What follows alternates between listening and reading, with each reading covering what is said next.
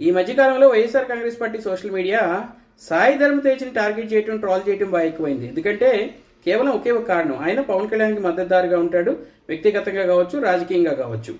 అయితే ఆ మధ్యకాలంలో ఒక యూట్యూబ్ ఛానల్లో వచ్చిన హేయమైన వీడియో గురించి సాయి ధర్మ తేజ్ స్పందించడం, వెంటనే ప్రభుత్వాలు స్పందించి కేసు ఫైల్ చేయడం జరిగింది కదా.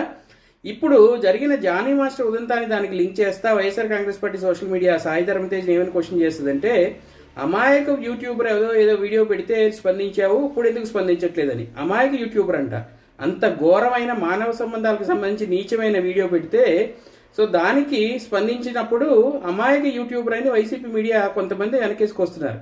అయితే దీనికి అసలు రీజన్ ఏంటంటే, సాయి ధరమ్ తేజ్ పవన్ కళ్యాణ్ గారి సోదరి కుమారుడు. అక్కడ జగన్మోహన్ రెడ్డి గారికి సోదరి షర్మిల మనకు తెలుసు కదా. ఇక్కడ సోదరి వాళ్ళ ఫ్యామిలీ ఎంత సపోర్ట్గా ఉన్నారు, అక్కడ షర్మిల గారు జగన్మోహన్ రెడ్డి గారిని ఎలా బజార్ని పెట్టారు, అది వీళ్ళ ఉక్రోషం.